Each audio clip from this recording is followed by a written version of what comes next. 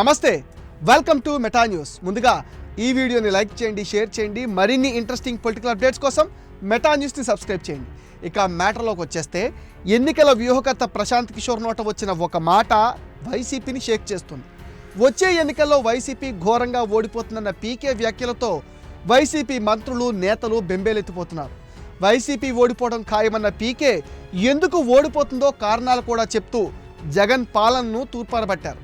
చదువుకున్న వాళ్ళు ఉద్యోగాలు కోరుకుంటారు, కానీ ఉచిత పథకాలు కాదంటూ జగన్ సర్కార్పై పీకే కీలక వ్యాఖ్యలు చేశారు.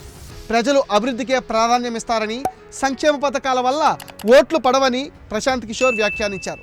తెలంగాణలో కూడా కేసీఆర్ ఇదే చేసి దెబ్బతిన్నారని తెలిపారు. అయితే ప్రశాంత్ కిషోర్ కామెంట్స్ వైసీపీ శ్రేణుల్ని తీవ్ర ఆగ్రహానికి, అసహనానికి గురిచేస్తోంది.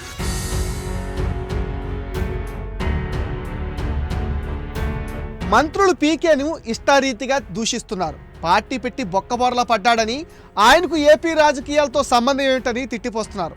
లగడపాటి మాదిరే ప్రశాంత్ కిషోర్ రాజకీయ సన్యాసం తీసుకునేందుకు సిద్ధంగా ఉండాలంటూ కామెంట్స్ చేస్తున్నారు. అయితే పీకేను తిడుతున్న ఈ మంత్రులంతా ఆయన పుణ్యం వల్లే మంత్రి పదవి అనుభవిస్తున్నారన్న సంగతి కూడా మర్చిపోతున్నారు. గత ఎన్నికల్లో వైసీపీకి పనిచేసిన ప్రశాంత్ కిషోర్ ఆ పార్టీని అధికారంలోకి తీసుకురావడంలో కీలక పాత్ర పోషించారు. వైసీపీ అత్యధిక స్థానాల్లో అధికారంలోకి రావడానికి పీకే వ్యూహాలే ప్రధాన కారణమని అంగీకరించక తప్పదు. కానీ నేడు అదే పీకే వైసీపీ వైఫల్యాలను ఎత్తి చూపుతూ ఓడిపోతుందని చెబితే మాత్రం జీర్ణించుకోలేకపోతున్నారు.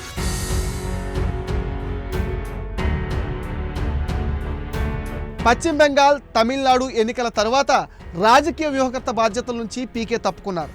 బీహార్లో సొంత పార్టీ ఏర్పాటు చేసి పాదయాత్ర నిర్వహించారు. కానీ ఆశించిన స్థాయిలో అక్కడ పీకేకు మద్దతు రాలేదు.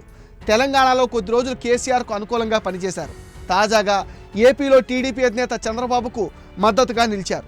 వచ్చే ఎన్నికలకు సంబంధించి అభ్యర్థులు, ప్రచారం వ్యూహాలపై ఎప్పటికప్పుడు తెలుగుదేశం పార్టీ సూచనలు చేస్తున్నారు.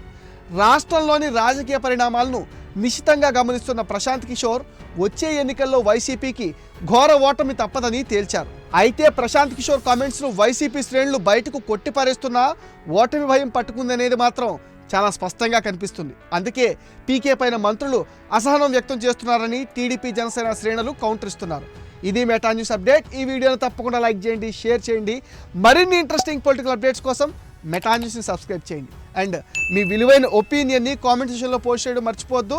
మీరిచ్చే కామెంట్స్తో మరిన్ని మంచి వీడియోలు చేస్తాం. Please subscribe to meta news.